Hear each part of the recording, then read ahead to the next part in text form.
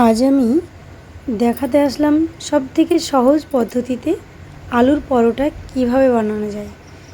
তো প্রথমে আমি দুটো ডিম ভুজিয়া করে নিয়েছি,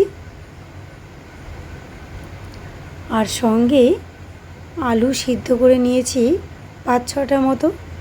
তারপরে এর মধ্যে পেঁয়াজ, লঙ্কা, ধনেপাতা, জিরে গুঁড়ো, তারপরে আদা পেস্ট, লবণ, হলুদ, একটু লঙ্কা গুঁড়ো, এগুলোকে সব ভালোভাবে মিশিয়ে নিতে হবে।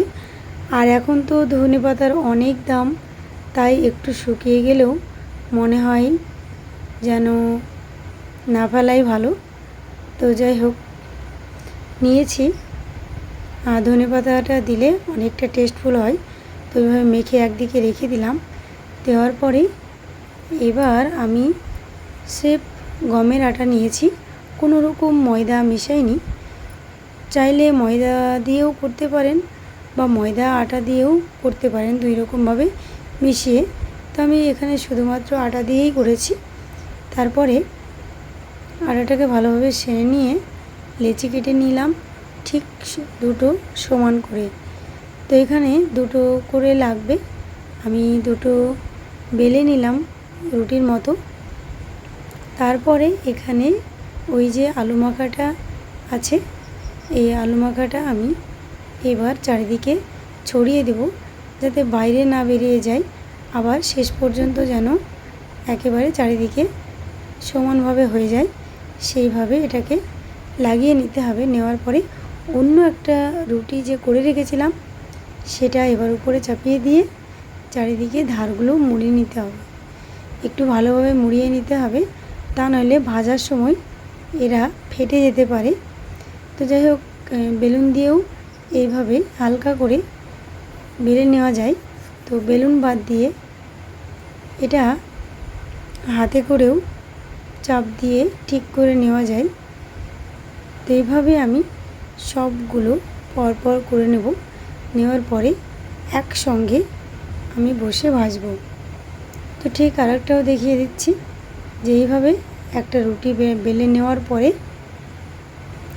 চারিদিকে আলুটাকে দিয়ে আরেকটা রুটি সমান করে বেলা আছে, তো সেটা দিয়ে ঢেকে দিতে হবে। দেওয়ার পরে চারিদিকে সুন্দরভাবে মুড়িয়ে নিতে হবে। তো এবার সবগুলো আমার কমপ্লিট হয়ে গেছে। তারপরে আমি একটা ফ্রাই প্যান নিয়েছি। তো নেওয়ার পরে এটা কড়াইতেও ভাজা যাবে, তো আমি এখানে ফ্রাই প্যান নিয়েছি। ফ্রাই প্যানে তেলটা দিলাম, সাদা তেল। তেলটা যখন গরম হয়ে উঠবে ঠিক তখনই আমি এই পরোটাটা দিয়ে দিলাম। তো দিয়ে দেওয়ার পরে যখন এক পিঠ হয়ে গেছে তখন অন্য পিঠটাও ঠিক এইভাবে সুন্দর করে ভেজে নিতে হবে। তো যদি এই আলু পরোটাটা আপনাদের ভালো লেগে থাকে তাহলে অবশ্যই আপনারা বাড়িতে করে খেতে ভুলবেন না। খুব সহজ।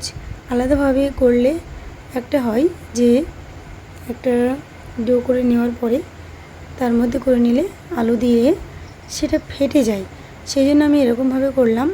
তো দেখুন, এটা খাওয়ার সময় সস আর লঙ্কার চাটনি চাইলে নিতে পারেন। গরম গরম পরিবেশন করুন, খুব সুন্দর লাগবে।